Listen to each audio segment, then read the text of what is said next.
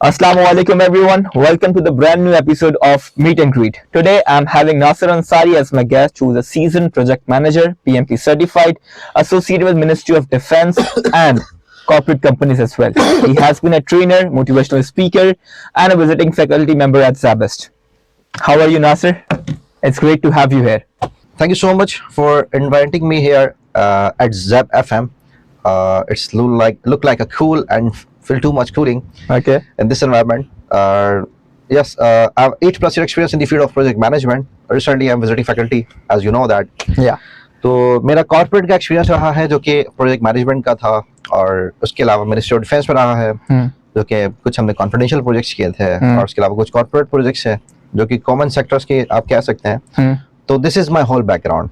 Okay. Masters मैंने Karachi university से किया, ग्रेजुएशन मेरा सर सैयद यूनिवर्सिटी से था, और उसके बाद जो है फिलहाल अभी जो है वो यहाँ पर है, और बाकी कुछ कॉर्पोरेट सेक्टर से भी बिलोंगिस्ट हैं जहाँ पर हम मल्टीपल एप्लीकेशंस और मल्टीपल जो प्रोजेक्ट्स डील कर रहे होते हैं. सर बेहतरीन आपके एक्सपीरियंस से, your experience itself speaks for you. Sir direct bouncer से बात करते हैं. How was your experience with ministry of defence? You can say that कि एक ऐसी जगह है जहाँ पर आपने within a limitation with respect to their business process, और जहाँ पर आप अपने जिस चैलेंजिंग पार्ट होता है आपके लिए बहुत ज्यादा, कि जहाँ पर अपने प्रोजेक्ट मैनेजमेंट की प्रोफेशनलिज्म भी आपने कायम रखती है, और उनकी जो वैलिडेशन या लिमिटेशन उनको क्रॉस भी नहीं करना. ओके. तो सबसे बड़ा चैलेंजेस ये होता है कि how you can say that कि मैं अपने जो स्टैंडर्ड है प्रोजेक्ट मैनेजमेंट के, जो कॉर्पोरेट सेक्टर्स के हैं, तो उनको इम्प्लीमेंट करना है with respect to ministry of defence module. Okay. तो ये एक बिग चैलेंजेस होती हैं. कुछ मिलिट्री स्टैंडर्ड है आपके पास, और कुछ further different kind of standard है जिनको आप फॉलो कर रहे होते हैं, इनको ओबे करना पड़ता है, तो उन्हें आप बार पास नहीं करते. तो सबसे बड़ा जो चैलेंज है वो ये होता है. कॉर्पोरेट सेक्टर में तो ये होता है कि आप ही डिपार्टमेंट बिल्ड करते हैं, आप ही बिजनेस प्रोसेसेस बनाते हैं, आप ही मॉड्यूल्स बनाते हैं, आप ही स्ट्रेटजीज बनाते हैं, और आप इनको फॉलो करवाते हैं, और आप ही पॉलिसीज इंप्लीमेंट करवाते हैं. ओके. तो this is differentiate between corporate and government sector. Sir तो आपको आसान क्या लगा? आसान क्या लगा being a project manager working for ministry of defence, working with ministry of defence and then फिर कॉर्पोरेट. तो ये था, how did you manage that? आसान तो बेसिकली ये था कि कॉर्पोरेट के अंदर मेरे एग्जिस्टिंग जो गवर्नेंस थी प्रोजेक्ट मैनेजमेंट की, तो वो इम्प्लीमेंटेड थी, और वहां तो ऐसी आपको ऐसे कोई डिफिकल्टी फेस नहीं होती जब आप कोई भी प्रोसेस इंप्लीमेंट करवाता है. whenever you talking about initiate, whenever you're talking about planning, execution, monitoring and controlling. तो alhamdulillah, now this stage I can say that it's a piece of cake for me. Okay. I can suggest every kind of document with respect to PMI standard in every phases of life cycle of project management. Okay. लेकिन जब आप वहाँ बात करते हैं ministry of defence की, तो वहाँ पर फिर यही से कुछ बिजनेस प्रोसेस होते हैं जिसको हम मैप करते हैं, उनकी लिमिटेशंस बताते हैं. अगर आप बात करें तो आपके पास बहुत सारी वेरिएशंस आ जाती हैं. जहाँ आप बिजनेस प्रोसेस की बात करते हैं तो वहाँ आपके लिए टेक्नोलॉजी कंस्ट्रेंट भी होते हैं. Okay. कि आपने क्लाउड यूज नहीं करना, या आपने बेसिकली कोई ऐसी एप्लीकेशन यूज नहीं करनी जो कि थर्ड पार्टी हो, या फिर आपका डेटा कॉम्प्रोमाइज हो जाए. तो यहाँ पर हमें रिस्ट्रिक्शंस होना पड़ती है कि यहाँ पर एक पार्टी होता है कि वहाँ बिजनेस प्रोसेस फॉलो करवाते हैं, यहाँ आपको हर स्टेज के लिए R&D करना पड़ती है, या डिस्कवरी करना पड़ती है. फिर जाके आप प्रोसेसेस फॉलो करते हैं, देन फिर आप एक हायर अथॉरिटी है जिससे आप अप्रूव करवाते हैं. वहाँ हायर अथॉरिटी आप होते हैं, क्योंकि सब जानते हैं कि आपने बिजनेस प्रोसेस इंप्लीमेंट किया है, तो आप उसको इंप्लीमेंट कैसे करवाएंगे, तो जिनमें हमारा बोर्ड है वो एग्री करते हैं. Okay. They know that he is a PMP certified project manager. Okay. तो कुछ सोच समझ कर ही बोला होगा. लेकिन जब बात करते हैं मिनिस्ट्री ऑफ डिफेंस की, तो वहाँ आपको जस्टिफाई करना पड़ता है. तो एक डिफेंसिव मोड और एक इम्प्लीमेंटेशन मोड, तो बड़ा अमेजिंग फैक्टर रहता है दोनों के दरमियान. Okay. अच्छा सर, बास लोग ये समझते हैं कि नासिर अंसारी का करियर प्रोजेक्ट मैनेजमेंट में शुरू होता है 2015 से, but as you told me it starts back to 2010. So yes. क्या टर्निंग पॉइंट था, और कहाँ आपने इतनी अर्ली एज में जॉब करना शुरू कर दिया? How did you come to the market, और फिर उस मार्केट से आपने फिर PMP का सफर, जस्ट समराइज इट. हाउ? ज्यादा इमोशनल नहीं करूंगा. हाँ. हर जो क्या लें कि जो आपके अंदर एक चार्म होता है, एक स्पार्क होता है, तो वो आपको फील होने लग जाता है जब आप मैट्रिक करते हैं उसके बाद. Okay. तो मेरा ये बना कि मेरे वालिद साहब की डेथ हुई, when my father was dead in 2010. Okay. तो when I was in matric class, तो मेरा न्यूली मैट्रिक पास था. अब आगे ब्लैंक था, करना क्या है. Okay. ना कोई ऐसी अबाउजात की कोई लैंड थी, कि लैंडलॉर्ड भी नहीं था. तो स्टेप बाय स्टेप चलना था, और कोशिश ये करी कि जहाँ भी काम करना ऑनेस्टली करें. मैंने अपना करियर स्टार्ट किया फिर यूनिलीवर से, Okay. As a salesman. Okay. उसके बाद फिर मैंने ज्वाइन किया वारिद, Okay. और वारिद में कुछ ऐसा हुआ कि मेरे क्योंकि सेल्समैन का एक्सपीरियंस था, उसके बाद वारिद में कस्टमर सर्विसेज का एक्सपीरियंस, एक एक्सपोजर था, तो वहाँ नेटवर्क के कुछ लोग बैठते थे। ठीक है। और नेटवर्क के जो लोग थे उनसे मैंने सीसीएनए लर्न करना स्टार्ट किया, यानी कि अपनी जॉब के साथ साथ ब्रेक टाइम में वो मुझे लर्न करवाते थे। देन मैंने अपनी स्टडी भी कंटिन्यू रखी और फर्दर मैं फिर वहां पर असिस्टेंट प्रोजेक्ट मैनेजर की पोजीशन पे कुछ साल स्पेंड करने के बाद असिस्टेंट प्रोजेक्ट मैनेजर फिर मैं एक्वायर हुआ और वहां से कुछ लर्निंग मेरी स्टार्ट हुई कि अब मुझे प्रोजेक्ट मैनेजमेंट में अपना करियर स्टार्ट करना है।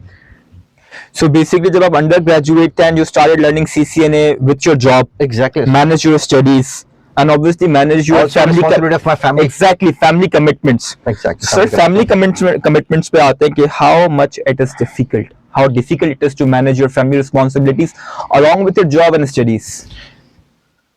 मतलब कितना मुश्किल। और everyone know that it's a difficult part Okay. of everyone life. लेकिन अब ये देखें कि डिफिकल्ट तो है, लेकिन क्या वो सबके लिए डिफिकल्ट है? आपकी जब नीयत अच्छी होती है तो अल्लाह तबारक व तआला खुद ही आपके लिए रास्ता बना देता है। और मेरी अगर बात करें तो मैं ये समझता हूँ कि I am nothing okay right now, मैं कुछ भी नहीं हूँ। सही। कुछ लोग दुनिया में ऐसे ही बैठे हैं जिनको बहुत ज्यादा नॉलेज था और वो जा चुके कब्रों में बैठे हैं उस वक्त। और कुछ लोग ऐसे हैं जो प्रोफेशनल लाइफ के अंदर सर्वाइव कर रहे हैं। तो फैमिली रिस्पॉन्सिबिलिटीज की बात करें, अर्निंग की अगर बात करें, तो फिर आपके पास बहुत सारे वेज होते हैं। ट्यूशन जिसमें पढ़ाना स्टार्ट कर दें आप। ओके। अब अगर आपके पास नहीं है रिसोर्स, आपको जॉब नहीं दे रहा, आप ट्यूशन से स्टार्ट करें। लेकिन जो ट्यूशन भी पढ़ाएं, कोशिश ये करेंगे अगर वो 500 का भी है भी क्या, तो आप हॉनेस्टली पढ़ाएं और अपने आप से पूछें कि जो रिस्पॉन्सिबिलिटी मैंने ली है क्या ये मैंने पूरी करी है या नहीं करी। Still I am follow up with my student after my class ending. मैं आज भी अपने स्टूडेंट से फॉलो अप करता हूँ कि is everything clear from my side. उसके अलावा जब मेरी क्लास नहीं होती तो उसके अलावा मैं सेशंस करवा रहा होता हूं उनको कि जब मैं अवेलेबल होता हूं कि क्या उनको मेरी हेल्प आउट मिल सकती है। They can approach me via WhatsApp, via voice note, via call. मैं उनको एनी टाइम रिस्पॉन्स करता हूं, चाहे रात हो, दिन हो या सुबह हो। मतलब सर इसको हम कंक्लूड ऐसे कर सकते हैं कि कमिटमेंट एंड डेडिकेशन जरूरी होनी चाहिए। You will be able to achieve whatever you want. Exactly सही है। ऐसा ही है। Without dedication you can't survive. Okay. अगर आपकी डेडिकेशन नहीं है, आप समझते हैं, एक सिंपल सा फॉर्मूला है, आपको जिस काम करने में मजा है, it's your profession and it's your dedication. Okay okay. आपका प्रोफेशन और पैशन होना बहुत जरूरी है। आप पैशनेट होना चाहिए किसी भी काम के लिए कि आपका अगर प्रोफेशन और पैशन सेम नहीं है तो आप चेंज कर लें अपना प्रोफेशन। क्योंकि अगर आपको काम में मजा नहीं आ रहा है, that's mean you are not made for this work. Okay. और जिस काम में मजा आने लग जाए तो वो आपका पैशन और प्रोफेशन, तो बहुत अच्छी बात है। तो मेरा करियर का जो सबसे बड़ा बेनिफिट मैं समझता हूँ, जो ब्लेसिंग पॉइंट है, वो ये है कि मैं एक तो हूँ भी प्रोजेक्ट मैनेजमेंट कोर में और फिर मैं पढ़ा भी प्रोजेक्ट मैनेजमेंट रहा हूँ। ओके। तो ये it's a blessing part for me. आप इम्प्लीमेंट भी आप कर रहे हो, थ्योरी भी आप पढ़ा रहे हो, so you have all the ingredients in your plate and you are just mixing it up. ये कह सकते हैं सर, आपकी बात से अभी लग ऐसे रहा। अच्छा सर, एक बड़ा खतरनाक एक्सपीरियंस है, एक बड़ा खास एक्सपीरियंस है बल्कि आप ज़ेबस्ट लाड़काना में भी पढ़ा रहे हैं एज अ ऑनलाइन टीचर। अच्छा, मैं तो कोविड हमने देखा तो हमने तो ऑनलाइन टीचिंग देखी है और वो बड़ी फायदेमंद भी रही, लेकिन थोड़े उसके अपने नुकसानात भी थे। How do you assess online education at this point of your career? You can say that कि ज़ेबस्ट का जो प्लेटफॉर्म है, प्रोजेक्ट मैनेजमेंट में एडमिशन मास्टर्स में वही लेते हैं जो प्रोफेशनल्स होते हैं। ओके। अगर बात करें the analysis between Karachi campus and the Larkana campus, तो I will refer to the Larkana campus. This is a shocking point because people consider Zabest Karachi's PMP next level. They consider it next level. And अब Zabest Larkana sir कैसे, क्यों, why? अगर बात करें तो कराची में मेरे पास प्रोफेशनल प्रोजेक्ट मैनेजर्स हैं और जो कॉर्पोरेट सेक्टर से बिलोंग करते हैं प्राइवेटली। मे बी शायद एक स्टूडेंट ऐसा हो जो गवर्नमेंट सेक्टर का हो, तो they are totally belong to the government sector and I think so the initial grade they are having approximately 17 और 18। वहाँ 17-18 ग्रेड के लोग हैं और जो कि प्रोफेशनल करियर के हैं। तो मुझे मजा ये आता है कि मुझे रिस्क पता चल रहा होता है कि गवर्नमेंट सेक्टर में क्या है, मैं उनसे लर्न भी कर रहा होता हूँ, उन्होंने बता भी रहा होता हूँ। और अगर बात करें तो वहां से ज्ञान भी हो रहा है और आप दे भी रहे हैं उनको। और कराची कैंपस की बात करो तो यहाँ प्रोफेशनल्स हैं ऑलरेडी और जो कि कॉर्पोरेट के हैं, तो वो तो मेरा एक एक्सप्लोजर है। तो यहाँ एक्सप्लोजर मेरा एक बढ़ रहा है। और उसके अलावा आप ये कह सकते हैं कि वहाँ जो गवर्नमेंट सेक्टर्स के लोग बैठे हुए हैं तो दे आर प्रोफेशनल्स।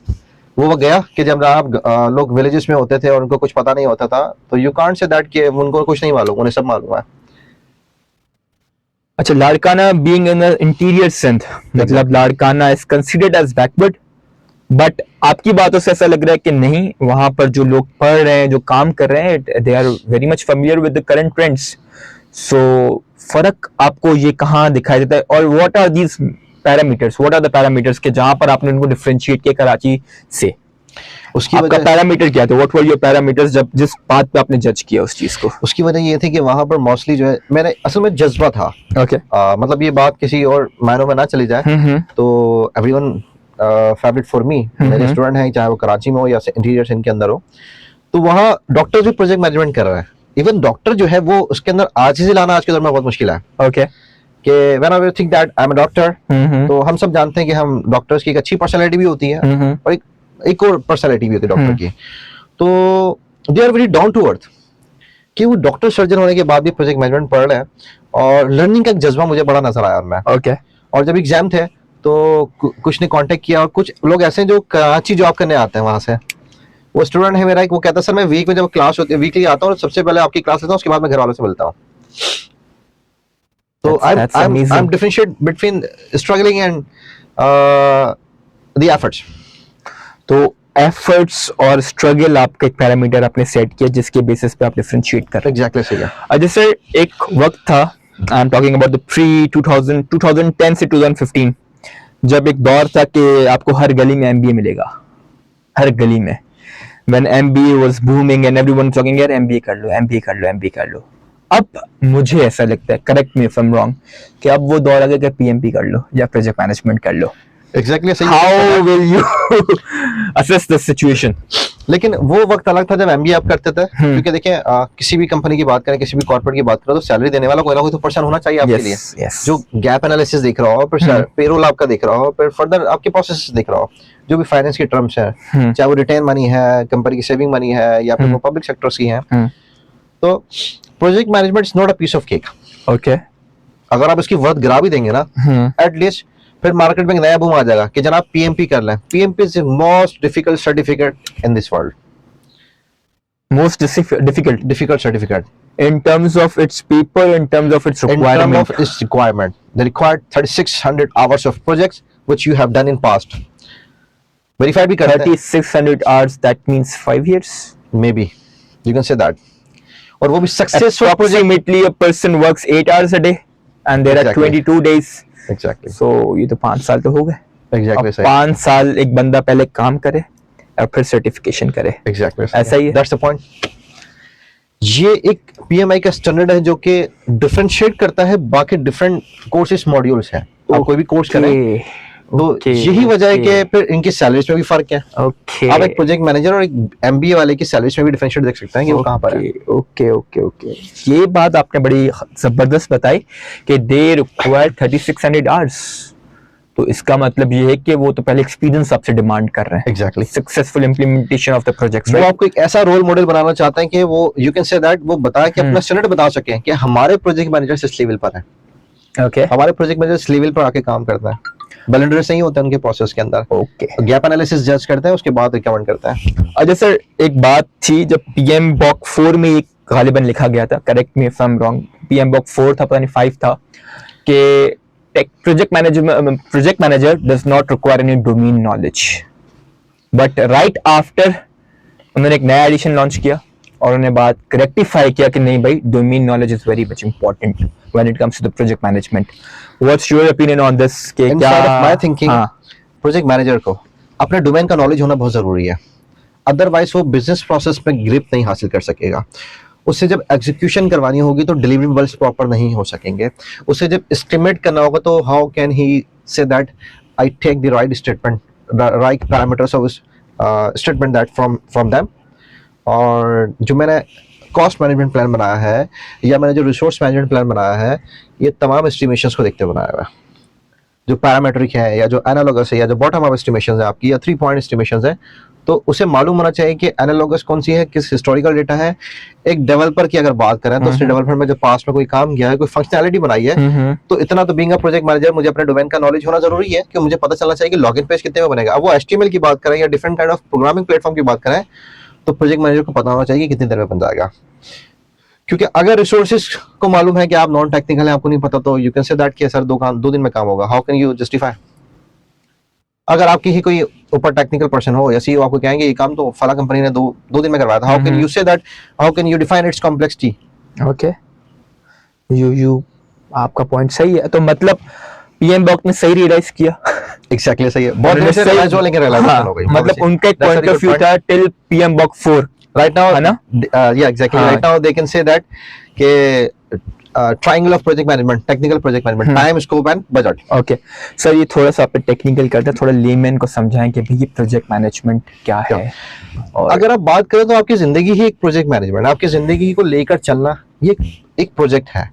आप पैदा होगा ये आपका इनिशिएट था, अल्लाह तबारक व तआला ने आपको बासलाहियत पैदा किया। कोई भी इंसान बैग पैदा नहीं किया गया, यकीनन कोई ना कोई सलाहियत है, ये इनिशिएट था आपका। बिल्कुल। अब आप प्लान करते हैं कि मुझे मैटर के बाद करना क्या है, ये आपका प्लानिंग फेस है प्रोजेक्ट मैनेजमेंट के अंदर भी। ओके, एग्जीक्यूशन क्या है कि जब आप कुछ अर्न करना स्टार्ट करते हैं, ये एग्जीक्यूशन है आपकी।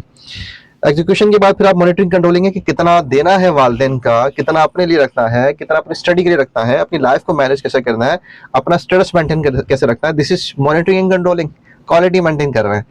और उसके बाद फिर आप जब कैरियर पाथ पे चले जाते हैं और समझते हैं कि यार अब मेरे साथ जो हो रहा है वो बिल्कुल परफेक्ट हो रहा है, अब आप क्लोजर की तरफ जा रहे हैं। How can you say that कि we are closing to the closure?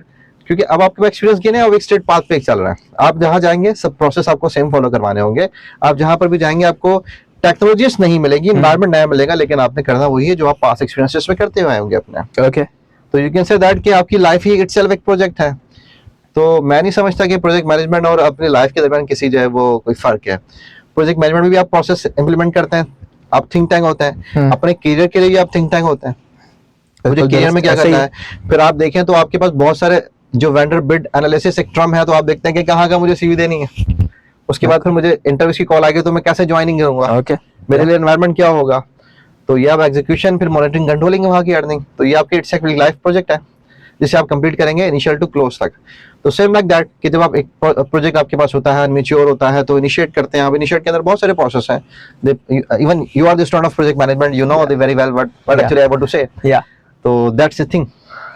अच्छा सर, एक बड़ी बात पॉइंट आता है यहाँ पर कि हमारी जो प्रोजेक्ट मैनेजमेंट है, I am talking about with respect to Pakistan, क्या वो इवॉल्व हुई है या उसके स्टैंडर्ड्स और गिरे हैं? I am talking about Pakistan, with respect to Pakistan है ये बात। अल्हम्दुलिल्लाह पाकिस्तान के प्रोजेक्ट मैनेजमेंट जो है इवॉल्व होना स्टार्ट हो गई है, क्योंकि you can say that whenever you talking about LinkedIn, whenever you talking about Indeed, you can say that you can whenever you see कि प्रोजेक्ट मैनेजर्स एक्वायर करना स्टार्ट कर दी। पहले तो प्रोजेक्ट मैनेजर्स पता ही नहीं थे क्या होता है। एक और बड़ा गैप है, वो भी मैं कवर कर। तो प्रोजेक्ट मैनेजमेंट इवॉल्व हुई है। उसकी वजह ये है कि पहले लोगों को अवेयरनेस थी प्रोजेक्ट मैनेजर करता क्या है। लोग समझते थे यार ये आएगा बैठा हुआ बस ये कुछ भी नहीं कर रहा, कोऑर्डिनेशन करवाता है, this is a part of his job. तो मार्केट में जो मैं गैप देख रहा हूँ कि मैं खुद जो कंपनीज मुझे एक्वायर करती है, स्पेशली बाजू का इंटरव्यूज की भी कॉल आती है, मेरे स्टूडेंट्स मुझसे शेयर करते हैं, तो they don't know about what associate project manager do, what scrum master do, what business analysis do, what project manager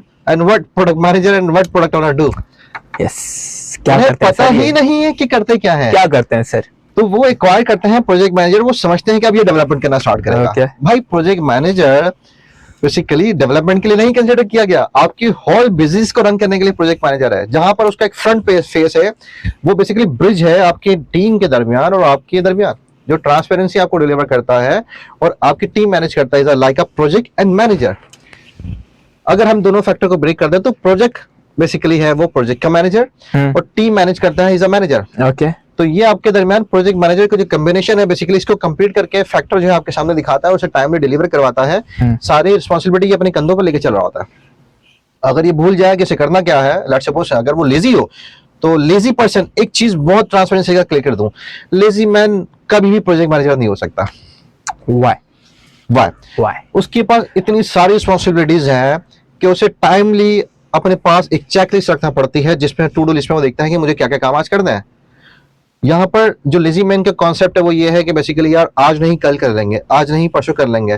तो प्रोजेक्ट मैनेजमेंट आपको बाउंड करती है कि ये काम आज ही करके डिलीवर करना है विद रिस्पेक्ट टू क्वालिटी। क्योंकि जब आपने प्लानिंग फेज के अंदर डेडलाइन गिवन कर दी, क्योंकि लेजी मैन की बात करें, नॉर्मल जॉब की बात करें, तो वहां आपको डेडलाइन के साथ एसोसिएट नहीं किया जाता, लेकिन यहाँ पर आपने जब अपने रिसोर्सेज को एसोसिएट कर दिया तो you should be follow them.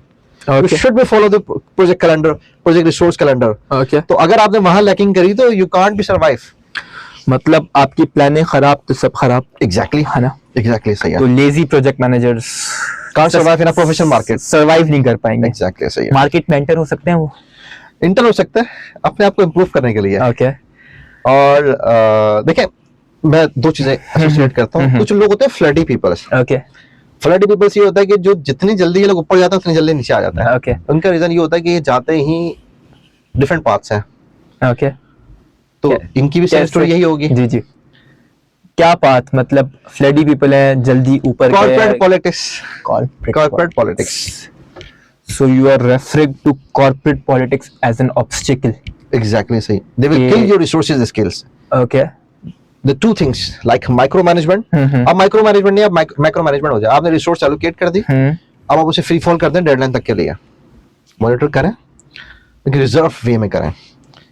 Resources को अंदाजा ना हो कि हमारे सर पे एक शख्स है जो हर वक्त हमें मॉनिटर कर रहा है। Okay. उसे सिर्फ पता हो कि मैं I am the responsible Okay. और I have to deliver on time. तो सर यहाँ पर मैंने काफी प्रोफेशनल्स को देखा है कि अगर हम माइक्रो मैनेज नहीं करते तो हम अकाउंटेबिलिटी को कैसे अश्योर करें। What's your take on this? आपने जब डेडलाइन दे दी है गिवन, तो जब आप इसके लिए सबसे अच्छा प्रोसेस है एजाइल। Okay. आप जब स्क्रम में बैठे हैं तो स्क्रम में आप कंप्लीट अकाउंटेबिलिटी यही है कि आज क्या किया था, कल आज क्या करोगे, कल क्या किया था। तो ये आपकी अकाउंटेबिलिटी हो गई। आप देखना चाहें तो आप कह सकते हैं कि आप मीटिंग के पार्ट चेंज कर सकते हैं। आप कह सकते हैं कि मुझे दिखा दीजिए, क्योंकि प्रोजेक्टर है मीटिंग रूम के अंदर आपके पास, तो आप वहां से देख सकते हैं। तो ये प्रोसेस, ये आपका जो गैप है वो वहां कवर हो जाएगा। अच्छा सर, एक चीज मैंने लिंक्डइन पे पढ़ी थी। It was from Antony Rodriguez, he is a thought leader, और मैंने उनको पढ़ा था। ही वाज सेइंग कि जो आपकी डेली स्टैंड अप्स होते हैं, डेली मीटिंग्स होती हैं, ये आपकी प्रोडक्टिविटी को खराब कर रही है, बिकॉज आपको एक काम बस करना है क्योंकि आपको कल बताना है। So what's your take on this? कि मतलब अगर एक चीज मैंने कर ली, आप डेली स्टैंड अप करो, डेली स्टैंड अप करो, ऑब्वियसली डेली प्रोग्रेस नहीं, progress is slow and study thing. Daily आपको बताएं तो आप उसमें झूठ भी बोलोगे, आपने बोला मैंने कर लिया।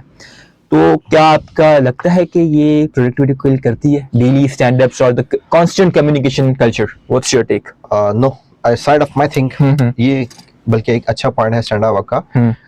स्टैंड अप जो है आपके डेली स्टैंड अप या स्क्रम जो है, ये वहां पर आपकी प्रोडक्टिविटी खराब होगी जब आप उसको कंप्लीट मीटिंग बना लेंगे।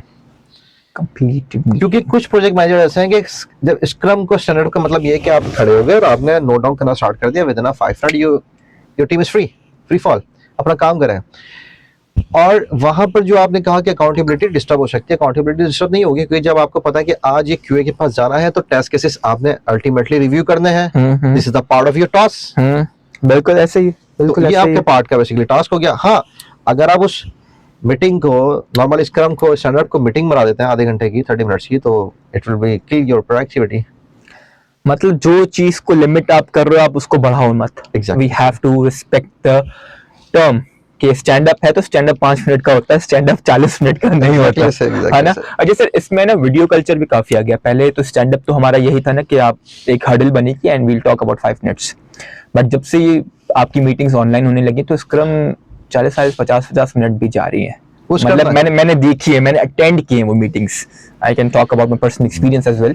तो 50-50 60 मिनट की हो रही है। Then need to think about it कि उन्होंने सुबह का ब्रेकफास्ट हजम करवा दिया कि जो अब जो उसकी एनर्जी थी पॉजिटिव वे के अंदर, यहाँ एक ऐसा पॉइंट है जहाँ हमारे प्रोफेशनल कॉर्पोरेट सेक्टर के अंदर प्रोजेक्ट मैनेजर्स को सोचने की जरूरत है कि यहाँ पर मैं टू द पॉइंट बात करूँ, ए रिसोर्स से बी रिसोर्स से। हाँ, मैं खुद से एक एनालाइजर हूं तो मैं ये देख सकता हूं कि मेरा जो ए रिसोर्स है वो बहुत एक्सपर्ट है, बी रिसोर्सेज थोड़ी लेजी है, या कोई उसके साथ कॉम्प्लेक्सिटी हाई लेवल का टास्क था जिसकी वजह से डिले आ रहा, तो मैं सिर्फ उसे ही रोक लूं। इन्होंने अपना टास्क बता दिया, वो जा सकते हैं। अब मेरी इसके साथ स्टैंड अप खत्म हो चुकी है, अब मैं इससे स्टेटस लेना स्टार्ट कर रहा हूँ, जहां पर उसको फील हो रहा था कि यार मुझे प्रॉब्लम है। अब मैं अकाउंटेबिलिटी स्टार्ट कर रहा हूँ कि मुझे बताएं अगर प्रॉब्लम है। और जो 1 घंटे की बेसिकली आप बता रहे हैं कि इनसाइड ऑफ योर थिंकिंग हो जाती है, हाँ। हो जाती है, तो इसे बिल्कुल जो है वो कट ऑफ करने की जरूरत है कि 1 घंटे की स्क्रम ना करें। जिससे प्रॉब्लम है, जिस टास्क पे प्रॉब्लम है, उस टास्क उसको रोकें, उस टास्क पे डिस्कस करें, बाकी टीम को फ्री फॉल करते हैं, अपने जाएं और काम करें। क्यों आपने एक टास्क की वजह से बाकी सबकी प्रोडक्टिविटी 1-1 आवर्स की ले लें? अगर आप बात करें तो आपने 1 घंटा बर्बाद नहीं किया आपने, you have lost your 4 productive hours अगर आपने 4 रिसोर्सेज को रोका एक के साथ। दैट्स द पॉइंट कि आप कंक्लूजन ऐसे कर सकते हैं कि एक बंदे को अगर जिसको टास्क है, जिसको बात करनी, ही शुड स्टे देयर, बाकियों को आप फ्री अप कर दो। एग्जैक्टली है ना, आप बांध के नहीं रख सकते। जैसे अभी हमने बात करी हाँ। प्रोजेक्ट मैनेजमेंट के अंदर जो प्रोजेक्ट प्लान है आपका, तो इसका मतलब है आपने अल्टीमेटली आप हिट कर रहे हैं प्रोजेक्ट प्लान को अपने। तो you can't talk about and you can't ask with your resources that मेरी बिल्ड दे दे, मेरा टास्क क्या स्टेटस है टास्क का। आपने 1 घंटा उसका प्रोडक्टिविटी का ज़ाया कर दिया, अब आप टाइमलाइन से हट चुके हैं, अब ये रिस्क बढ़ता जा रहा है आपके लिए, अब इसका रिस्क का कहीं ना कहीं इम्पैक्ट निकलेगा आपके ऊपर। रिस्क सर बड़ा भारी लफ्ज़ है। एज अ प्रोजेक्ट मैनेजर आपने प्राइवेट में काम किया है, आप मिनिस्ट्री ऑफ डिफेंस के साथ एसोसिएट रहे हैं, आपने रिस्क तो बड़ा देखा होगा। How you manage your risks? That's a very good question. Yes, risk manage करने का सिंपल सा फॉर्मूला है कि जहां पर आपको इंडिकेट होना लग जाए कि कॉम्प्लेक्सिटी लेवल हाई है। देखिए रिस्क का कंप्लीट हमें पीएमआई ने मैट्रिक्स दिया है। ओके, रियल प्रोजेक्ट्स अगर पीएमआई की बात करें और बाकी डिफरेंट चीज़ों की बात करें मिक्सिंग की, तो आपको रिस्क प्रोजेक्ट मैनेजर थोड़ा सा थिंक टैंक होता है और प्रोडिक्टेड होता है। हम रिस्क 2 तरह के होते हैं, एक तो अकर होने वाला होता है, उसे हमने कैसे मैनेज करना है, और एक वो होता है जो भी आया नहीं है लेकिन उसके इम्पैक्ट हमने पहले से लिखना स्टार्ट कर दिया। Pre defined risk. Exactly, you can say that. Okay, pre define के अंदर तो हमारे पास ये होता है कि हमारे पास एक बैकअप रिसोर्सेज होनी चाहिए। लेट्स सपोज ये एक रिस्क है। अब एक रिस्क ये है कि आपका एक टास्क था और डिलीवर हो रहा था, डिलीवर नहीं हुआ 5 बजे, रिसोर्स हो रहा है सर 5 बज गया लेकिन टाइम कम है, अभी भी टाइम लगेगा। अब आप देखें सीनियर रिसोर्स कौन है मेरी, ये तो लास्ट ऑप्शन था आपके पास कि आपने सीनियर रिसोर्सेज को देखिए उससे लेट शेडिंग करवा रहे हैं, this is not a solution to completion this task. अब उस टास्क को छोटे छोटे चंक्स में डिवाइड करें आप, क्योंकि रिस्क एनालाइजिंग के जो बेसिकली मेथड होते हैं एग्जांपल से समझाता हूं। एक ए रिसोर्स है, एक बी रिसोर्स है। ए रिसोर्सेज को टास्क दिया, उसकी पावर मुझे मालूम है ओके, कि वो एक्सपर्ट लेवल का है। ओके, बी लेवल का मुझे पता है कि थोड़ा सा स्लो डाउन है, कॉम्प्लेक्सिटी लेवल हाई है, टास्क इसको नहीं दे सकता। तो ये मेरा रिस्क एनालाइजर तो था कि मैं रिसोर्सेज की स्किल सेट देखते हुए जो टास्क असाइन कर रहा हूँ, ये मेरा रिस्क था, क्योंकि मुझे पता था कि अगर यहाँ इसे टास्क दे दिया मैंने हाई कॉम्प्लेक्सिटी का लेवल का, तो ही कांट मैनेज। अच्छा सर, एक आगे प्री डिफाइंड रिस्क को आपने पहले से प्लान कर दिया, आपके प्रोजेक्ट प्लान में है। एक ऑनगोइंग रिस्क, आपका प्रोजेक्ट चल रहा है, एक रिस्क आ जाता है, हाउ यू इधर यू मिटिगेट दैट, 2 चीजें हैं आप इसमें। जो को क्या करते हैं, how you deal being a professional, being हम प्रोफेशनल। 90% तो ये करते हैं कि उसको टॉलरेंस कर जाए। टॉलरेंस मुराद ये है कि उसका कोई ना कोई सॉल्यूशन दे दें, alternative. Okay, whenever you're talking about the exceed their deadline, so Okay. you should be tell the stakeholder कि हमने रिस्क ऐड किया था। जब आप रिस्क प्लान बनाया तो 1.15 आपने वैल्यू रखी high complexity task okay, okay, और अब आपने मिटिगेट करना है, तो आप एक प्रोफेशनल वे के अंदर मिटिगेट कर सकते हैं कि I was trying my best. एक अनसर्टेनिटी हुई जिसकी बेसिस पे ये रिस्क अकर हुआ, मैं ऐसे कोशिश कर रहा हूँ रिड्यूस करने की। Okay. ये स्टेक होल्डर को मिटिगेट करेंगे। अब स्टेक होल्डर आपको डिफाइन करेगा बेसिकली कि किस स्टेक होल्डर को आपने मिटिगेट करना है। कहीं इन्फॉर्म को तो नहीं कर दिया, कहीं सेटिस्फाई को तो नहीं कर दिया, जो एक्चुअल मॉनिटर कर रहा था उसको आपने शेयर कर रहा था, लेकिन कोशिश करें कि ऐसी नौबत ना आए कि आपको मिटिगेट करने की जरूरत। अच्छा सर, अगर हमने पढ़ा है कि there are risk which are accepted, at which level as a project manager आप एक रिस्क को एक्सेप्ट कर लेते हो कि हाँ भाई ये तो होगा। What are those level, is it extreme level, और या तो एक प्री डिफाइंड होता है कि हाँ भाई ये रिस्क आएगा, मुझे इसको एक्सेप्ट करना है। एक्सट्रीम लेवल पे ज्यादा आ जाते हैं। Okay. एक्सट्रीम लेवल पे हो सकता है आपकी रिसोर्स चले गई, ओके, रिसोर्स के साथ रिस्क हो गया। ओके, मार्केट में रिसोर्सेज की इस वक्त बहुत ज्यादा रिक्वायरमेंट है, कोई हाई पे पे चला गया, handing Okay. Over taking over, ये जो गैप है ये बहुत बड़ा रिस्क है। ओके, सो एवरीवन नाउ के ये गैप आया है और हमारा प्रोजेक्ट मैनेजर बेस्ट देने की कोशिश कर रहा है, उसे फुलफिल करेगा। ओके, इसके अलावा मैं नहीं समझता कि कोई हाई कॉम्प्लेक्सिटी जो है वो रिस्क अकर हो और उसे हम अपने तौर पर मैनेज ना कर सकें। Project manager the name of risk manager. Okay. So मतलब सबसे बड़ा रिस्क आपके नजरों में यही है कि भाई रिसोर्स नहीं है या रिसोर्स ने पुल आउट कर दिया। एग्जैक्टली। उसके और अलावा being तो project में, हाँ। बीइंग अ प्रोजेक्ट मैनेजर तो हमारे पास ऑल्टरनेटिव सॉल्यूशंस होते ही हैं कि हम रिस्क को बेसिकली ब्रेक डाउन कर देते हैं। रिस्क का इम्पैक्ट देख लिया, इम्पैक्ट उसका लेवल क्या था उसका, तो ये हमने तो पहले ही डिफाइन कर लिया था जब हम एग्जीक्यूशन फेज में आने से पहले प्लानिंग था, रिस्क प्लान जब हम कर रहे थे, और हमने कॉम्प्लेक्सिटी लेवल भी डिफाइन कर दिया था उस वक्त। तो ये जो रिस्क है ये सबसे बड़ा रिस्क होता है कि आपकी रिसोर्सेज का चला जाना, या आप शेयर्ड रिसोर्सेज यूज करें या ऐसी रिसोर्स एक्वायर करें जो बाहर है, पाकिस्तान से बाहर काम कर रही है, क्योंकि इसके लिए आपको भी साथ जागना पड़ रहा है। तो एक रिस्क था, ये एक रिस्क था कि अब आपके पास इन हाउस रिसोर्सेज नहीं है, आपने एक्वायर की रिसोर्सेज आउटसोर्स कर दिया, तो उसके लिए फिर आपको जो सबसे बड़ा रिस्क है वो आपकी नींद का रिस्क है कि आप जागेंगे तो आप सोएंगे तो उसको जाग रहा होगा, उससे बाद आपने कांटेक्ट करना है। टाइम फ्रेम एग्जैक्टली अब इससे डिफरेंशिएट कर लेना, ये एक रिस्क है कि एक रिसोर्सेज आप है, आपको मैंने टास्क बताया और आपके पास मैं मॉनिटर कर रहा हूँ। यस, एक आप हाइब्रिड मोड पे चले जाते हैं, आज आ रहे नहीं आ रहे, तो इट्स अ गैप। और एक रिसोर्स है जो बिल्कुल आउटसोर्स है, इट्स अ बिगेस्ट गैप। तो यहाँ रिस्क ज्यादा होगा, जो रिसोर्स मेरे पास है रिस्क कम होगा, और जो रिसोर्स हाइब्रिड है थोड़ा सा रिस्क मेरा बढ़ जाएगा। तो हमारे कॉम्प्लेक्सिटी जो लेवल है रिस्क का बेसिकली यही डिफाइन करना होता है। और इंटीग्रेशन के रिस्क आ जाते हैं, हमारे पास कोई कॉम्प्लेक्सिटी रिस्क आ जाते हैं, तो हम पहले ही डिफाइन कर देते हैं। कॉम्प्लेक्सिटी डिफाइन इसलिए ही करते हैं कि जब हम प्रोजेक्ट प्लान बनाते हैं तो हम प्रोजेक्ट प्लान जो एसोसिएट होता है वो रिस्क मैनेजमेंट प्लान से होता है, क्योंकि रिस्क मैनेजमेंट प्लान के अंदर आप Yes. कॉम्प्लेक्सिटी लेवल देख रहे होते हैं कि आप कैसे किस टास्क को डील कर रहे होंगे। जिसका कॉम्प्लेक्सिटी हाई था, कॉम्प्लेक्स लेवल हाई था, अगर आपने डिफाइन नहीं करा तो it's your biggest mistake and you will pay in future.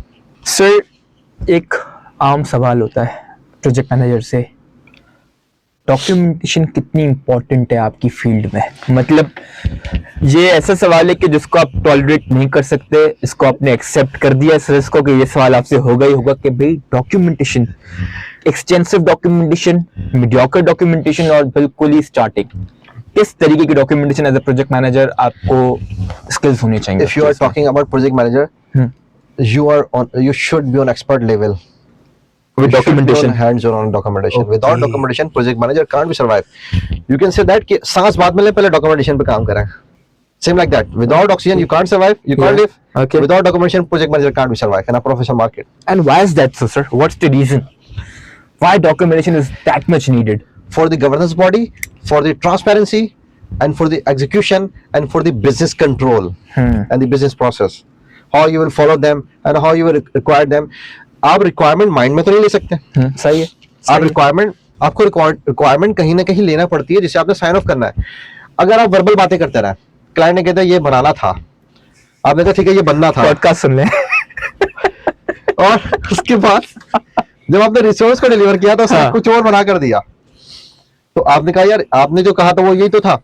आपने बहुत अच्छी स्टोरी देखी होगी, वीडियो यूट्यूब पे भी देखी होगी, इसमें एक होल पेंसिल से बनाता है। Yes. तो ये बेस्ट एग्जांपल है कि without documentation you can't survive, project manager can't be survive. जैसे इसमें एक और एग्जांपल मेरे भी जहन में आ गई कि एक चाइनीज विस्पर भी होता है कि there are circle of people, एक बात वो एक कान में बताता है एंड ही पासेस, एग्जैक्टली वो आखिर में जो चीज पहुंचती है पता नहीं क्या पहुंचता है। यू कैन से दैट कि क्लाइंट ने रिक्वायरमेंट दी है, विदाउट डॉक्यूमेंटेशन आप अपनी टीम से डिस्कस करके उसको डिलीवर कर रहे और वो वही चीज होगी चाइनीज विस्पर।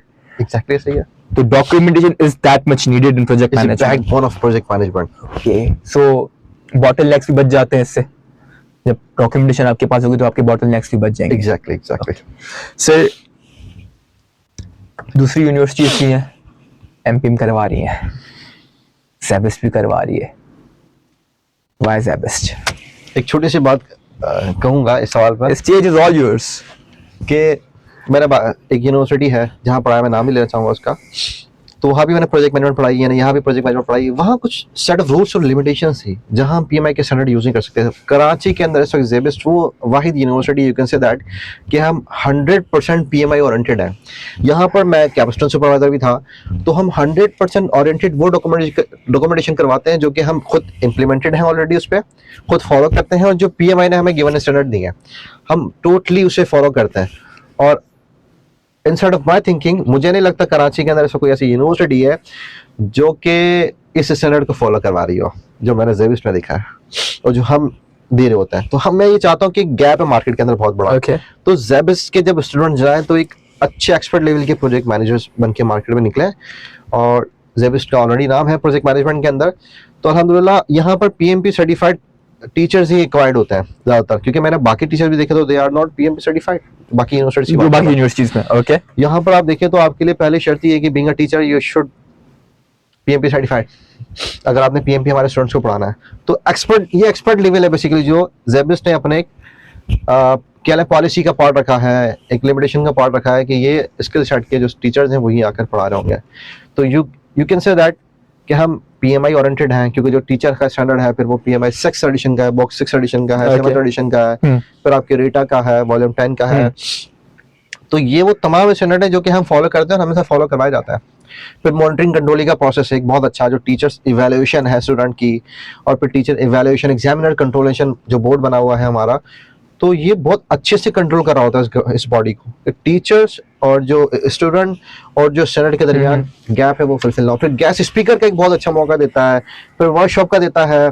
उसके अलावा फिर हमें भी ये एबिलिटी देता है, हम भी फिर स्पेशल परमिशंस पे बाजू को हमें फील हो रहा था कि ये एक गैप है, ये एजाइल का गैप है, या सेफ का गैप है, या फिर हम बात करें वाटरफॉल का एक गैप था, या प्रोजेक्ट मैनेजमेंट की जो अप्रोचेस है सस्टेनेबल मॉडल उसका एक बहुत बड़ा गैप था। तो ये हमें एक चांस मिल जाता है कि हम अपना एक्सपीरियंस एक्सप्लोर कर सकें। नॉलेज लेकर आखिर मर जाना है तो क्यों ना नॉलेज दे जाए। तो ओवरऑल जो माहौल ज़ेबस प्रोवाइड करता है अपने स्टूडेंट्स को, अपनी फैकल्टी को, PMPs with respect to PMP with respect to MPM, वो आपको सबसे ज्यादा उसने इंस्पायर किया? मुझे बहुत ज्यादा इंस्पायर किया। एग्जैक्टली ऐसा ही है। जैसे यहाँ पर हो रही है 2 डिग्रीज, एक हो रहा है एमपीएम, एक हो रहा है एमएसपीएम। क्या फर्क है? जिनके स्टूडेंट्स जब फॉर्म भर रहे होते हैं ना, उनको पता नहीं होता। और मैंने खुद भी ये सवाल किया था कि भाई एमएसपीएम और एमपीएम में फर्क क्या है और इसकी जरूरत क्यों पड़ी? इसकी जरूरत यूं पड़ी कि कुछ स्टूडेंट है जो कहते हैं कि मास्टर्स इन साइंस करना है हमें, वो यू कैन से दैट कि हम मास्टर्स इन साइंस कर चुके हैं। ओके। तो यहाँ पर कुछ फ्लेवर दिया गया है एमएसपीएम का कि वो साइंस में मास्टर्स रहते हुए प्रोजेक्ट मैनेजमेंट का नॉलेज ले सकें, गवर्नेंस बॉडी को जान लेंगे बॉडी होती क्या है। ओके। और अगर बात करें पीएमआई की तो वो तो खुद 100% ओरिएंटेड है project management. Okay, yes. This is the differentiate between them. तो एमएसपीएम इज अ एडिड फ्लेवर जिसको थोड़ा सा टेलर किया गया है, tailored version of MPM, right? You can say that, है ना? अच्छा सर, टेलर से बात आई, कुछ फ्रेमवर्क्स हैं जो आपने पीएमबीओ के स्टैंडर्ड से उठाए, कॉपी पेस्ट कर दिए अपनी ऑर्गेनाइजेशन में, but there are some other frameworks which are tailored versions of those frameworks. Tailored version आपने अपने हिसाब से एडजस्ट किया।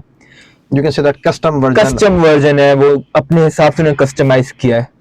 As a project manager, what is your approach? आप कॉपी पेस्ट करना पसंद करेंगे एक बने बनाए फ्रेमवर्क को, या आप अपना उसमें फ्लेवर डालेंगे? As a project manager, what's your approach? मेरी approach and what should be the ideal approach? Ideal approach तो ये होती है कि what actually client want, okay, and what you can deliver in a minimum time. Okay. तो वहां पर आपके स्टैंडर्ड फॉलो, आपने जो अपने कॉपी पेस्ट की जो आपने बात कही, तो बेसिकली वो कॉपी पेस्टिंग नहीं होता, उसमें हमें पता है बीइंग अ प्रोजेक्ट मैनेजर कितनी एफर्ट्स लगती है उस प्रोसेस को मैप करने के लिए। तो वो कॉपी पेस्ट ही हो रहा होता है। ठीक है, ठीक। तो फर्स्ट ऑफ ऑल ये ठीक है। तो जब टाइम बॉन्डिंग आप आते हैं तो कुछ फ्रेमवर्क ऐसे हैं प्रोजेक्ट मैनेजमेंट के जहां पर आप क्वालिटी को फोकस नहीं कर पा रहे होते हैं। प्रोजेक्ट मैनेजर स्किप कर जाता है क्वालिटी, वहां आप डिफाइन कर रहे होते हैं फ्रेमवर्क के अंदर कि आपकी जो नजर है वो स्प्रिंट पर होती है आपके, कि आपने डिलीवरेबल्स क्या होंगे, time is running. Exactly, time running, वो बार बार वॉच को देख रहा होता है। ओके। और फिर आपको कुछ कस्टम फ्लेवर ऐड करना पड़ता है इसके अंदर, कुछ प्रोसेस कस्टम ऐड करने होते हैं ताकि आपको जो क्वालिटी और डिलीवरेबल्स हैं आपके उसकी भी रिस्पेक्ट रहें।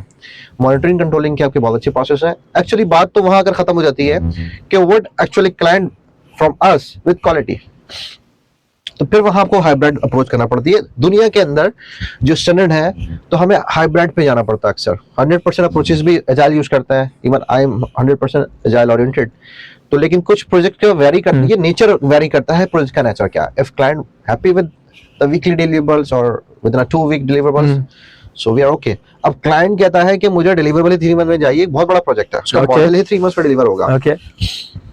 तो फिर आप इंटरनली तो एजाइल यूज करते हैं, लेकिन एजाइल तो ये कहता है कि आपने स्प्रिंट देखना है, रिव्यू करना है, उसके बाद आपने डिलीवर करना है, स्प्रिंट करना है।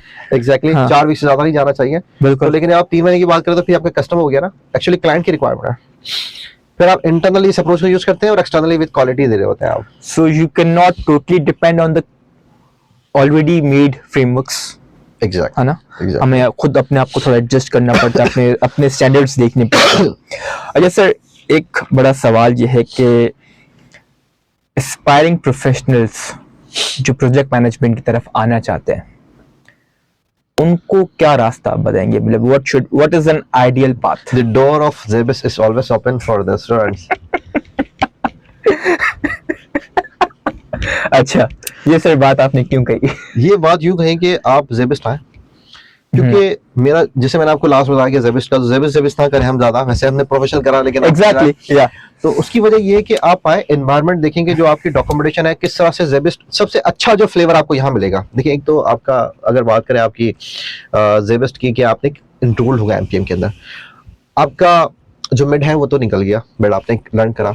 उसके बाद सबसे अच्छी अपॉर्चुनिटी की आपको कैपस्टोन दिया गया। कैपस्टोन भी वो जो रियलिस्टिक एनवायरनमेंट के अंदर से आ रहा है, जो आपके कैप्स्टोन सुपरवाइजर हायर करते हैं तो उनके एटलीस्ट 5 इयर्स का प्लस एक्सपीरियंस है प्रोजेक्ट मैनेजमेंट का, या 8 साल का, 10 साल का। उसके बाद फिर आप अंडर सुपरविजन होते हैं उनके, और वो रियलिस्टिक अपनी कंपनी का प्रोजेक्ट करवा रहे होते हैं आपसे विद एनओसी परमिशन।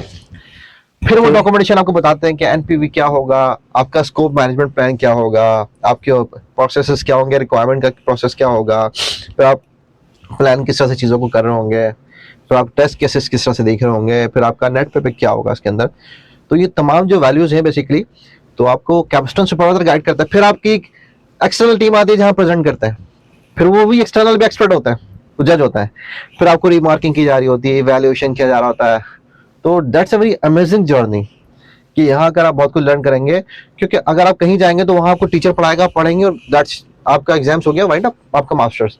यहाँ पर एक ऐसा पार्ट है जहाँ पर आपका के पास प्रोफेशनल्स की कमी नहीं है। Okay. They acquire the professionals for your project, only for your project. So this is the efforts of Saras. Ajay sir, अमूमन हर प्रोजेक्ट मैनेजर यही कहता है कि अगर आपका प्रोजेक्ट टाइम पर है, विद इन बजट है, और विद इन स्कोप है, और शेड्यूल में भी, वो प्रोजेक्ट पास है। But there are certain projects in our country, बल्कि in Karachi, that are considered to be failed.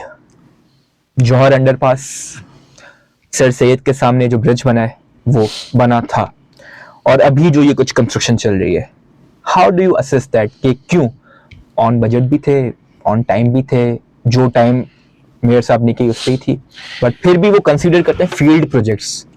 Then what's the definition of field projects? Field project ये कि देखें, आपको मैं यहाँ की एग्जांपल नहीं लूंगा, कहीं की भी एग्जांपल लेते हैं, कहीं की भी देते हैं कि रेलेवेंट प्रोजेक्ट मैनेजर होना बहुत जरूरी है। आपके पास प्रोक्योरमेंट थी, प्रोक्योरमेंट के अंदर एनालाइज करना था कि आपके जो लगने वाले रोड पे ब्रिक्स थे वो सही थे नहीं थे, उनकी डायमेंशन कैसी थी, उनकी अलाइनमेंट कैसी थी। कोई ना कोई तो पैरामीटर आपने डिफाइन किया होगा क्वालिटी का मिसहैविक। ओके। सेकंड, जब वो लग रहे थे तो उसके बाद जो लाइव टेस्टिंग थी उसका पार्ट मिस, फिर उसके रूट कॉसेस तक नहीं पहुंचा गया। अब वो लग गया, खराब पैटर्न पे लगे, तो रूट कॉसेस नहीं देखे जा रहे कि वो रूट कॉसेस एक्चुअली उसके क्या थे, किसकी बेसिस पे फेलियर हुआ। तो यहाँ तो प्रोक्योरमेंट से लेकर इन्वेंट्री कंट्रोल, फिर उसके बाद क्वालिटी टेस्ट और क्वालिटी कंट्रोल, फिर एग्जीक्यूशन भी हो गई, उसके बाद फिर रूट कॉसेस तक नहीं पहुंचा गया ना। क्वालिटी थी तो ये यू कैन से दैट कि इसकी तो रूट कॉसेस ही नहीं पता किसी को। रूट कॉसेस तो ये कि आवाम जो देख रही है वो ये देख रही है, हो सकता है कि जो क्वालिटी कंट्रोल था उसने ब्रिक्स ही नहीं देखी हो, उससे ऊपर लेयर्स देखी हो, ब्रिक्स प्लान लेयर के थे, टेक्सचर सही था प्लान का, उसके बाद अंदर ब्रिक्स की क्वालिटी खराब थी, किसने देखा। उसके बाद जो मॉनिटरिंग कंट्रोलिंग का पार्ट था वो मिसिंग था यहाँ पर, क्योंकि जो प्रोजेक्ट मैनेजर था या सुपरवाइजर था तो वो कहाँ था जिस वक्त ये एग्जीक्यूट हो रहा था। तो इस पे आप रूट कॉसेस पे जाएंगे तो एक से आपके पास गैप निकलता जाएगा। तो मॉनिटरिंग कंट्रोलिंग का पार्ट इसलिए दिया जाता है कि बेसिकली आप गैप कवर कर सके मार्केट। 49 process scripts. एग्जैक्टली।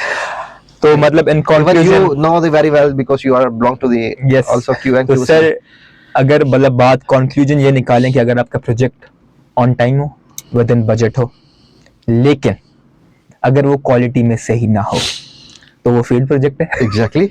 आप एक्चुअली आपने देना क्या है, क्वालिटी तो डिलीवर करनी है। एट द एंड सब कुछ बनाकर मैं बिरयानी लेकर आया आपके सामने, बहुत अच्छी बिरयानी है, खुशबू भी बहुत जबरदस्त आ रही है, लेकिन जब आपने खाना स्टार्ट किया तो उसमें कोई टेस्ट ही नहीं है, तो ऐसी बिरयानी का कोई फायदा हुआ?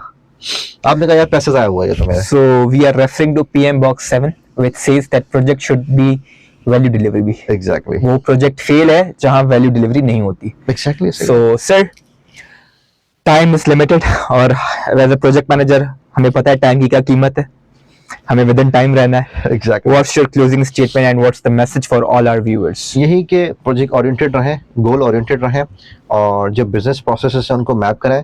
कभी भी ऐसा ना करें कि अपनी बात को ज़बरदस्ती मनवाने की कोशिश करें, बल्कि अपने गैप एनालिसिस कवर करें सबसे पहले कि क्या गैप आपके अंदर है, या क्या गैप बिजनेस के अंदर है, या क्या गैप आप ऑर्गेनाइजेशन देखते हैं। उसको फुलफिल करने के लिए गैप एनालिसिस बनाएं, और गैप एनालिसिस प्रपोज करें, ना कि डायरेक्टली इंप्लीमेंट कर दें। किसी हायर अथॉरिटी के साथ डिस्कस करें, उसे प्रपोज करें, अगर वो ओके हैं, ऑर्गेनाइजेशन ठीक है, तो आप वहाँ पर उसको इंप्लीमेंट करना स्टार्ट कर दें। This is the first step. क्योंकि बहुत सारे प्रोजेक्ट मैनेजर मुझे नजर आ रहे होते हैं, कहते हैं कि हमारे पास PMI के स्टैंडर्ड कैसे फॉलो करें। अब ये आपके लिए काम है कि आपने सबसे पहले गैप एनालिसिस करना है और फिर प्रपोज करना है। That's my point. That's a wonderful message, Sir Nasir Ansari. I had a Thank you great so much. time hosting you, and thank you for being my guest Thank you at so this much. very wonderful episode of Meet and Greet. See you next time, sir. Thank you Allah so much. Hafiz.